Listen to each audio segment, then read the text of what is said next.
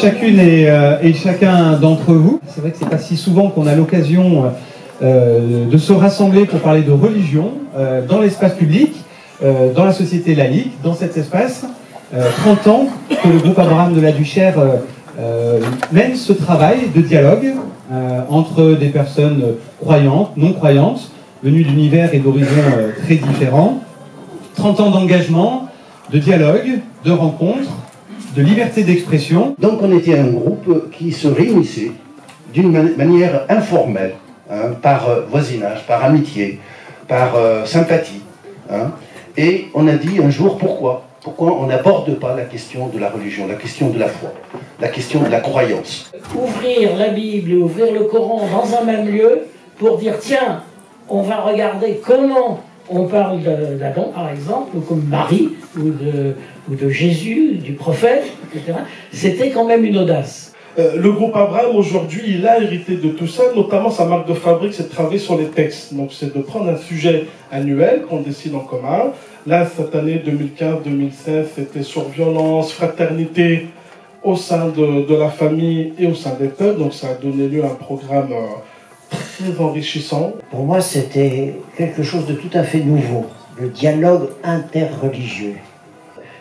Quand on commence à s'écouter, à se parler, à se connaître, à se comprendre, on change.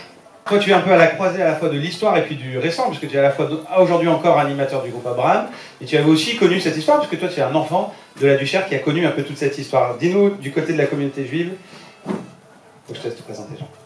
Jean Atlan, je suis membre de la communauté juive de la Duchère. Alors, Pierre-Olivier, moi j'ai envie d'abord te dire merci pour tout le travail que vous effectuez. C'est un travail qui est nécessaire, ô combien nécessaire. Moi j'ai une expérience très particulière de l'œcuménisme à la Duchère, parce que j'étais trop jeune quand vous avez fondé le groupe. J'avais...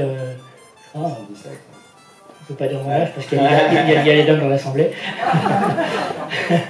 Bon, mais j'ai le souvenir, moi j'ai grandi dans ce quartier. Je n'ai jamais su qu'il y avait un groupe, il y avait des gens qui se réunissaient comme ça pour construire une Duchère humaine, multiculturelle et multiculturelle. Je n'avais pas conscience de ça. Mais notre famille, comme j'expliquais tout à l'heure à quelqu'un, notre famille, par sa présence, par sa manière de vivre avec les autres, préfigurait déjà les actions que nous menons actuellement. Dialogue, c'est au cœur de la République. L'interreligion, parce que la laïcité, c'est le droit de croire ou de ne pas croire, et c'est le droit de faire vivre sa propre conviction. Naturellement, c'est le devoir de respecter l'autre aussi dans ses convictions et de veiller à ce que tout ceci cohabite et respecte l'espace public. On devrait remplacer le mot vivre ensemble par faire ensemble. Parce que vivre ensemble, c'est on t'admet, on te tolère, tu es là. Mais faire ensemble, c'est encore beaucoup plus constructif. On bâtit, on construit. Et le groupe Abraham montre cet exemple. Je souhaite longue vie au groupe Abraham et que dans 30 ans, dans 90 ans encore, vraiment que ça perdure dans très longtemps. Voilà. Merci. Merci beaucoup de nous avoir d'avoir croisé votre regard avec le nôtre. C'est un peu l'enjeu de cette journée. Alors l'équipe du Lien Théâtre va pouvoir s'approcher pour intervenir maintenant. On a surtout parlé finalement de ce qui nous rassemble, de ce qui nous sépare, de ce qui peut nous faire peur chez l'autre. Et c'est comme ça qu'on a créé un spectacle donc, qui s'appelle L'Ascenseur. Moi, Djamal Boudada, je ne représente pas tous les Arabes du monde. Je ne représente pas les 420 millions d'Arabes qui vivent au monde. Moi non plus. Ne faites pas la guerre. Hein. Laissez-moi tranquille. Moi aussi. Je veux qu'on me laisse tranquille. Moi aussi. C'est pas écrit sur mon front, merde. C'est vous qui nous faites la guerre. Qu'est-ce qu'il y a? Il vous faut un méchant? C'est ça? Alors je vais faire méchant. Hein? Alors que dit un méchant sur internet? Ah oui je sais. Non mais sérieusement, Pourquoi on ne peut jamais critiquer l'islam? C'est une évidence. La laïcité et la démocratie ne sont pas compatibles avec des gens dont la religion dicte et rythme leur vie. Mais la rémigration est la seule solution. Je la sens venir. C'est horrible ce que tu dis. Oui, je sais, je faisais le méchant. Rémigration? Ça existe, ce mot? Sûrement pas. Les deux enfants avec leur maman assises tranquilles. Je les regarde, ils sourient, ils ont peur. Je vois la peur dans leurs yeux. Leur mère les serre trop fort. Elle les serre tellement fort que j'avais peur qu'elle les fasse du mal. Qu'elle leur fasse du mal. Mais lâche-les, merde, je vais pas m'exploser! Leur mère continue à me regarder. Les enfants ont peur. Mon sourire n'a plus de charme. Alors j'ai décidé de descendre à une station qui n'est pas la mienne. Et depuis ce jour-là, j'ai arrêté de prendre le métro.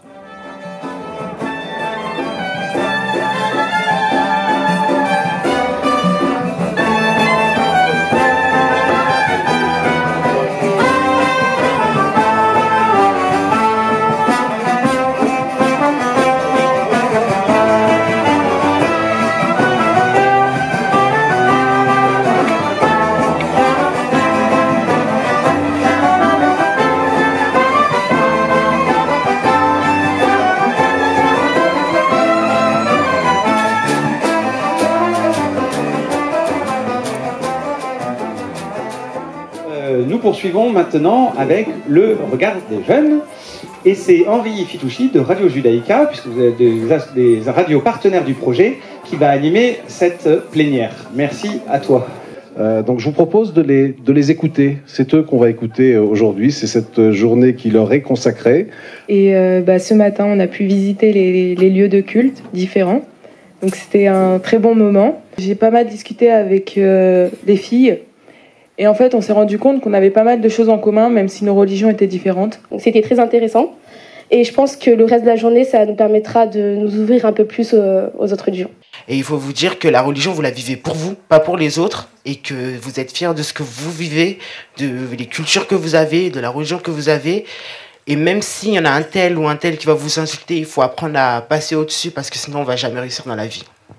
J'aimerais qu'un jour, sur cette terre, tous les préjugés soient effacés et qu'on pense, en premier, quand on rencontre quelqu'un, qu'on est finalement tous humains et que c'est pas parce qu'on a une religion ou une culture différente qu'il faut faire une image directement comme ça de la personne. Moi, ce que j'aimerais, c'est que chaque personne qui soit croyante assume et soit fière de la religion, de la communauté d'où elle vient en fait. Enlever tous ces préjugés, toute la haine qu'on peut avoir aussi, que quand on évoque juif, musulman, chrétien ou quoi que ce soit, qu'il n'y ait pas tout de suite une étiquette à coller dessus, qu'on ait un œil, un regard neutre. Je voudrais que les religions, que ça soit plus un sujet tabou et qu'on peut en parler à tout le monde, parce que la base c'est de s'intéresser aux autres. Pour connaître la sienne, il faut d'abord connaître les autres. Moi, je pense qu'il faut qu'on s'ouvre tous aux autres, qu'on apprend à s'aimer les uns et les autres, parce que ça nous permet d'apprendre beaucoup de choses.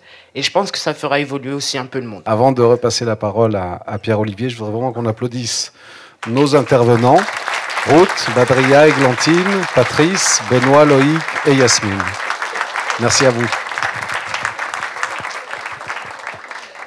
Merci Henri, merci beaucoup. Effectivement, merci beaucoup aux jeunes qui ont osé aller jusqu'au bout avec nous dans cette aventure. On a un certain nombre d'invités qui nous rejoignent. Monsieur le maire, merci beaucoup d'être avec nous. Peut-être vous pouvez nous dire justement vous, de votre point de vue, ce dialogue, qu'est-ce que vous en attendez, où sont pour vous les enjeux du dialogue interreligieux dans ce travail de vivre ensemble que nous essayons de mener.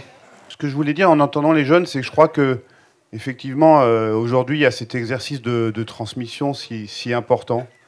Mais la transmission, c'est pas que des adultes vers les jeunes, parce que c'est bien aussi, on voit bien, on l'entend, c'est aussi des jeunes vers les jeunes pour que continue le vivre ensemble, ce vivre ensemble qui existait hier, qui existe encore aujourd'hui, mais qu'il faut consolider, et puis dont on espère qu'il existera demain. Et puis, je me suis rappelé de cette phrase de Martin Luther King qui disait « Il nous faut apprendre à vivre ensemble comme des frères pour ne pas finir à mourir ensemble comme des idiots ». Je crois que c'est un beau résumé de notre journée. Alors, je voudrais vraiment remercier Pierre-Olivier, Jean Atlan, le père Coquart, enfin tous les artisans de cette journée. Je voudrais saluer le père Delorme, le père Bobichon, l'imam qui est venu ou qui va peut-être repasser, Salah Bayarassou, je sais qu'il était là aussi. Et puis surtout vous toutes et tous qui participez nombreux à cette journée. C'est important que continue ce vivre ensemble à la Duchère et c'est grâce à vous toutes et tous. Merci beaucoup. Sur cette question des différences, et la différence religieuse n'étant qu'une partie des différences, je crois qu'on a 2 scènes à vous jouer et on fait le choix de vous jouer la plus terrible, hein, parce qu'on a entendu dans les paroles de jeunes là qu'il y avait des choses assez difficiles.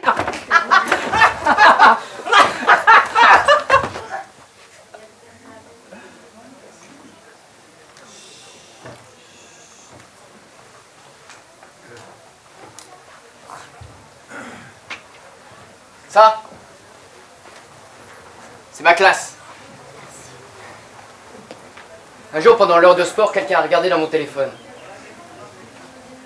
Ce jour-là, toute ma vie a basculé. Je suis juif. J'ai compris ce que ça voulait dire. Bon, d'abord, je me sens français avant d'être juif. Enfin, aujourd'hui, je sais plus. Je n'affiche jamais ma judaïté. Aucun signe extérieur de ma différence. Hein. Je ne veux pas d'embrouille. Je ne suis plus Samuel Atia. Je suis... sale juif. Gaza. Feuge. Youpin. Gueule de juif. Travail de juif. 15-30 fois par jour. Sang de juif. Peau de juif. Nez de juif. Bizarre, hein. Jusqu'ici, ils n'avaient jamais remarqué mon nez. Croix gammée sur mes livres. Croix gammée sur mon casier métallique qui grince. Ils disent qu'on devrait m'euthanasier, me cramer. Il faut une fausse pétition, je ne dors plus. Ils ne se rendent pas compte du mal qu'ils me font. Aujourd'hui, j'ai décidé de quitter la France parce que je ne me sens plus en sécurité ici. Vous faites quoi quand les chiens sont lâchés sur vous? Moi, je te dis que la famille, ça se quitte. Ça se quitte. Moi, j'aurais quitté la mienne, mais 5 fois s'il le fallait. Ah, vous n'êtes pas une vraie famille comme nous. Vous êtes désunis, vous respectez rien. Tu parles de mon père, et qu'est-ce que moi je dois dire quand je rentre chez tes parents? Bonjour. Je vois déjà la déception sur leur visage. Ah, je sais très bien ce qu'ils pensent. Ils pensent, dommage que ce soit un arabe, on aurait préféré un péruvien, un chinois, un coréen, mais pas un arabe, jamais de la vie. Non mais là tu te trompes. D'accord, au début ils étaient un peu comme ça, d'accord. Mais là je sais pas, mais tu peux quand même avouer qu'ils sont plus tolérants et plus ouverts que ta famille à toi, non? Oh, mais pourquoi je suis tombée amoureuse d'un arabo-musulman, moi aussi?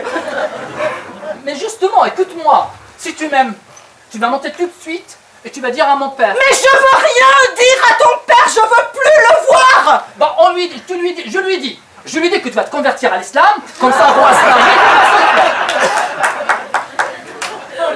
T'es sérieux? Tu veux que je me convertisse à l'islam? Il est où le problème, c'est que tu te convertis? C'est ça que tu mijotes depuis 6 mois? Ah, tu veux que je mette le voile? Ah bah, je sais pas, j'en sais rien, peut-être pas, je sais pas. Ah mais je veux pas, moi. Oh non mais je te réponds plus, Mais au moins, tu peux tout de suite lui dire que tu arrêtes de boire de l'alcool et que tu manges plus de cochon et ça va mieux passer. Mais pourquoi tu veux que je lui dise que j'arrête de boire de l'alcool puisque j'arrêterai pas de boire de l'alcool puisque j'adore boire un petit apéro? Pourquoi tu veux que je lui dise que j'arrête de manger des côtes de porc puisque j'arrêterai pas puisque j'adore les côtes de porc? Non, ça veut dire que tu m'aimes pas. Vas-y, fais-moi la liste, là. Fais-moi la liste de tout ce que je devrais pas faire, vas-y. Donc le voile, pas d'alcool, pas de cochon. Je devrais éduquer nos enfants selon ta religion. Je vais peut-être leur couper le zizi aussi, c'est ça? Et puis on va partir au bled, hein, tous les étés en vacances, super. y a encore beaucoup de choses comme ça. De toute façon, ça se fait pas comme ça, hein. On pourra pas se convertir comme ça, hein. Mais moi, j'ai pas de religion. Moi aussi, ça me pèse des fois. J'ai pas été éduquée comme ça, c'est pas dans ma famille, j'ai pas eu de révélation mystique, tu comprends.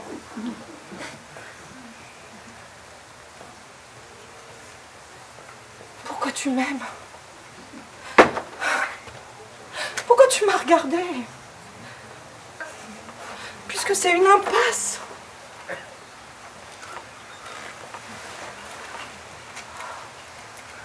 Bon, on descend.